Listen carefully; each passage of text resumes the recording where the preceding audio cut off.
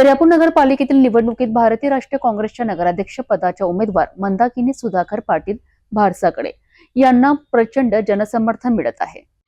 दर्यापूर नगरपालिका क्षेत्रांमध्ये काँग्रेसच्या मंदाकिनी सुधाकर पाटील भारसाकडे यांच्या प्रचाराला दिवसेंदिवस उधाण आले असून शहरातील नागरिक मोठ्या संख्येने त्यांच्या समर्थनासाठी पुढे येत आहेत।